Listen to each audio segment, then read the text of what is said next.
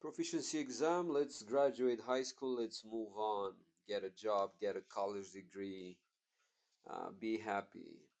Problem number 43. It seems that we're dealing with probabilities. A spinner is divided into 5 sections. F, J, and I are all of the same size. Okay, so remember that. F, J, and I are of the same size. And you guys can remember from geometry, if you talk about the central angles for these 3 sectors here, what would you think will be the measurement of this? And when I'm saying that central angle, this angle here, that one, and this one. Well, they seem to be like the sixth of a circle, right? Or the third of your half circle, which makes each one of them how big? 60 degrees, right? But you know, that's not relevant in here. Altogether, these 3 sections cover half of the spinner, as shown below. The arrow on the spinner is spun 1 time. What is the probability that the arrow stops in section F? Okay, so what is the probability to get F when my spinner stops? How can we find that? Well, this is, simple probability. All you have to think, all you have to do is to acknowledge what part of the whole circle is that F sector representing. Okay, so the area of the F sector is in what proportion, or is what part of the total area of the circle. Okay, and that will help you solve. So what part of the whole circle is that F? Well, you know if all these 3 sections make half the circle, okay, and we have each one of them, F plus J plus I, if you add them up, will give you half the circle, all right?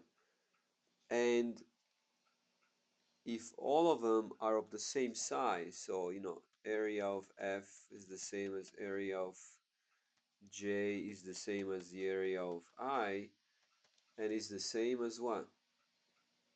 Let's call it, I don't know, X.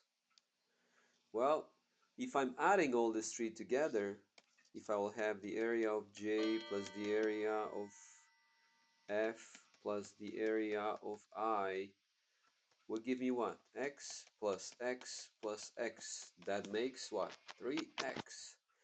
But these 3 areas together are actually half of the spinner, half of your circle, right? So that will be 1/2 of my spinner. Well, if that's 1/2 or of my full circle, each one of this area represents what? Well, you only have to do, all what you have to do is to divide by 3.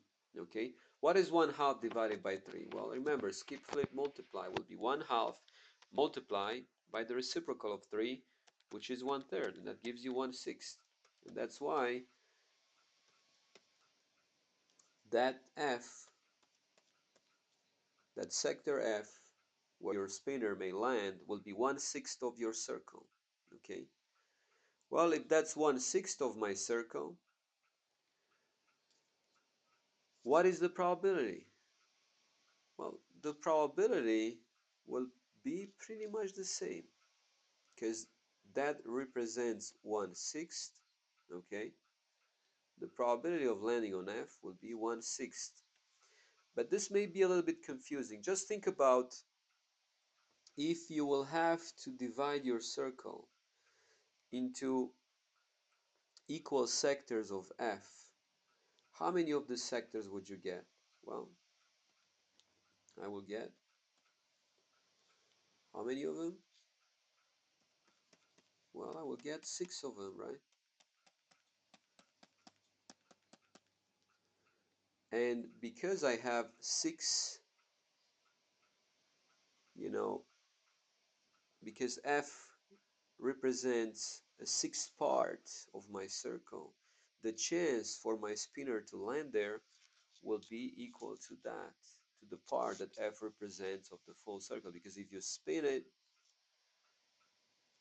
there is 1 in 6 chances to land there, because that's the sixth part of the whole surface of your spinner.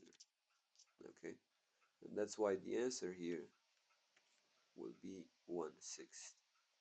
Well, this is it. I hope it makes sense to you. Thank you.